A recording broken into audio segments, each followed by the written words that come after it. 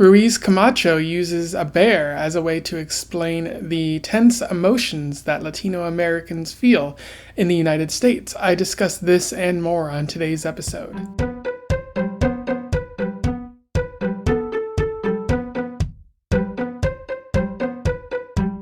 Welcome back to Around the Weird, a booktube channel where I talk about all the unusual and out of the ordinary literature that I have found in my travels. Today I want to talk about a short story because it is Short Story Tuesday, one that is about bears and immigration. I am referring to Deers from the short story collection Barefoot Dogs by Antonio Ruiz-Camacho. The book was originally published in 2015, but the short story is actually from 2014. For those who don't know, Antonio Ruiz-Camacho is a journalist and also a short story writer. They've written a number of newspaper, magazine sort of things in Mexico, Europe, and America. And then they've also written one book of short stories, which they compiled all the ones that they'd gotten published elsewhere. And that is this book right here. It doesn't appear that they're very active, as I can't find anything about them after 2017, which is strange. Maybe they went back to doing journalism in obscure places. That's all I can guess. But it is kind of weird that they don't have any other books, because this is pretty good. I enjoyed reading it, and I would love to read more if they ever got that published. But maybe that'll happen down the road or something like that.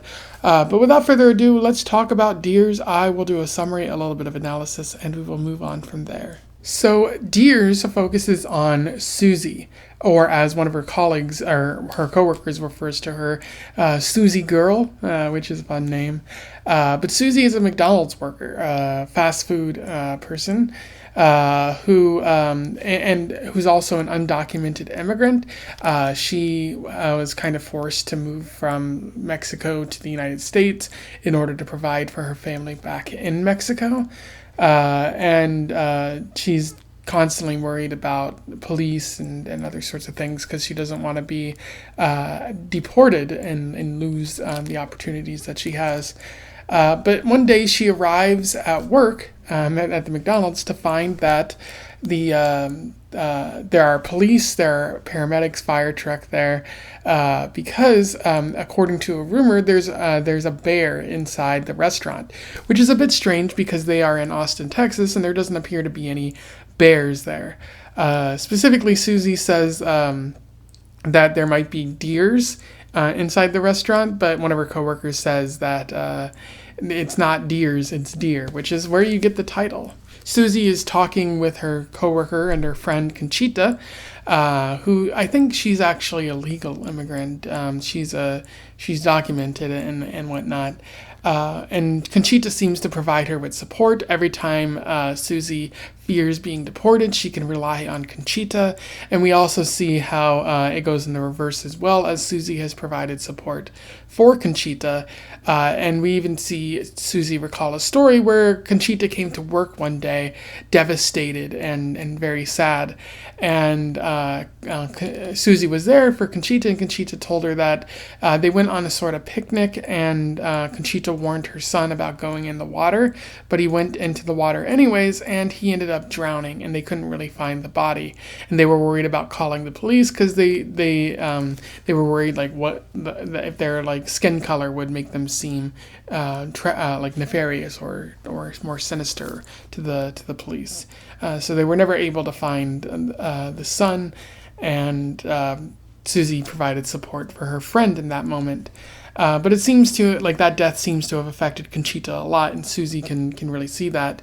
Conchita desperately wants to see the bear as the story progresses, even yelling at her manager to make sure that they get to see the bear before the police haul the bear away. Despite Conchita and the other workers' kind of desire to see the bear, the manager tells everyone that they have to go home, that it's a comp day, and that they'll come back tomorrow to reassess the situation.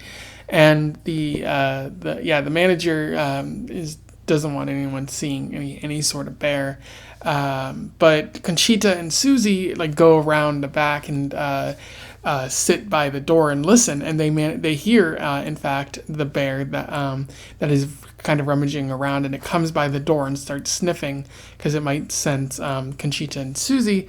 And as the story comes to a close, they run off laughing and kind of shrieking because of what they just experienced, and that's where the story ends there. In terms of analysis, there's a little bit we're talking about with deers here. One of the main themes that Ruiz-Camacho is touching upon is that of immigration. Susy and Conchita are dealing with the stress of either the immigration process or being Latino Americans in the United States, which certainly isn't easy because this country has never really viewed Latinos, people with brown skin color, as anything other than really a burden or here to steal your jobs or something like that. Susy has the extra hurdle of being undocumented. She's constantly worried about being deported and not really being protected in any sort of capacity. She can't really go to the police or seek help when she needs it. And she wouldn't be able to complain about her boss, because if she does, she just gets fired, and then she doesn't really have a means to sort of fight that, because again, she'll get deported possibly. Conchita is here legally, but again, she doesn't really have that many opportunities as well, because she is a Latina in Texas of all places. And it should be noted that her manager refers to her as Concepcion, and I don't know if that's just like Concepcion is her first name and then Conchita is just a nickname that she's been given. I'm not 100% sure on that, but if my guess would be the manager is probably a white man in an area dominated by Latino immigrants and Latino Americans, and they're not really doing their research on that culture, and so they're just calling this woman Concepcion, maybe getting her name wrong, doing a little bit of accidental racism in the process. That might be what's happening here. I'm not 100% sure. So things aren't really that much better for Conchita. Susy is supporting her family back home, providing, and she really wants to be with her children that she has, and possibly her husband, but she has to make some extra money in order to give them a better life in Mexico. And again, that's causing the fear of the police, because if she goes to them, she might be deported. And there's that eagerness to return, highlighting how not every immigrant has a desire to stay in this country. Some are merely just trying to take advantage of the financial opportunities that are available to them. Allow me to read you an interesting quote from this. "I closed my eyes and saw myself back in Cuevano, stepping down from the bus with my hands full of gifts for my little ones. I saw them waiting for me by the road again, my Pedro and my Santiago and my Adrian, taller than the last time I saw them. Much taller now, but happy to see me come home at last." And there you see Susy kind of envisioning the world that she can eventually return to. So really good at Ruiz-Camacho is really good at highlighting that desire of not necessarily everyone wanting to stay in this country, and seeking opportunities back in their where they're from. So also this bear is kind of a metaphor. It's very real in this story, but it's also a metaphor for the tension of immigration, of being a Latino American in the United States. Just this giant monster on your shoulders that you want to shake off, but you can't quite, and it's affecting your opportunities. It should also be noted that this was written in 2014, 2015, during the time of the Obama administration. And I know a lot of people like to say that, Trump made immigration very difficult, made lives stressful with the threat of deportation and all of that. But it should be pointed out that these stresses, these worries about whether you're going to be able to provide, and trying to use America to provide a better life for other people. Like that's been present since the Obama administration, and possibly even before that. Like Ruiz-Camacho doesn't really call attention to that, because this was written in 2015 before the Trump administration, but it still exists there. It's still like something we can look back and be like, oh, this is something that is a common thread of the immigration process in general. Another interesting aspect of the story is the stream of consciousness writing. The story is very interesting in that it's written in one entire paragraph. There are no breaks, and Ruiz-Camacho uses semicolons pretty heavily in this story. And it's focused entirely on one situation, which is Susy gets to work and finds that a bear has, or there might be a bear in their place of work, so they can't go inside, and they're just sitting outside talking to their coworkers.